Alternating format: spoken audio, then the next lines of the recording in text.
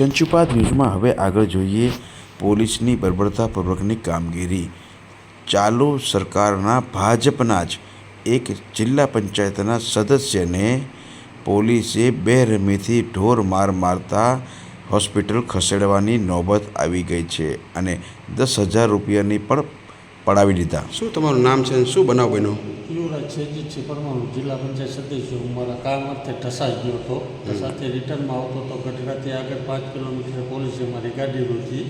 ગાડી રોકતા મેં સાઈડમાં રાખીને મને કે તને હવા એમ કરીને ટીકા પાટુનો મને ધોકાનો માર માર્યો। જેમ મન ફાવે એમ બે ફામ ગારું બોલ્યા। પછી મેં કીધું તમારે જે દંડ થતો હોય લઈ લો। મારે 500 રૂપિયાનો મને મેમો આપ્યો ને 10,000 રૂપિયા મારી પાસેથી લીધા ને મને 500 રૂપિયાનો મેમો આપ્યો। કેટલા તમારા પાસે કેટલા લીધા? મારી પાસે 10,000 લીધા। પડાવી મને લીધા। મેમો આપ્યો 500 રૂપિયાનો। પછી તમે વિરોધ કર્યો? હા, મેં વિરોધ કર્યો। મને 500 નો હતો કે ના હજી નથી તને આગળ જગ્યા પકડશું ને આમ કરશું ને તેમ કરશું। મેં કીધું વાંધો નહીં, તમે મને 5,000નો દંડ એટલે 500નો દંડ કર્યો, 10,000 મારી પાસે લીધા। મારે તો ગમે તેમ કરીને અહીંયાથી મને માર માર્યો હતો એટલે મારે નીકળી જાવ તો હું મારા ઘરે પહોંચી ગયો।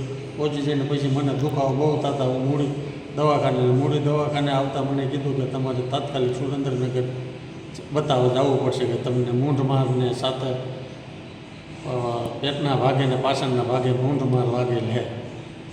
એટલે તમે અત્યારે અહીંયા ક્યાંય સુરનગર આવ્યા છો? હા, સુરેન્દ્રનગર। એટલે તમને ક્યાં માર્યું છે?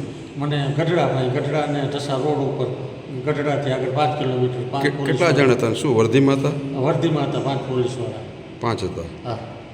ઓકે, ક્યાં વાગ્યું છે? અહીંયા વાગ્યું ને પાછળના ભાગે। ઓકે, પાછળના ભાગે।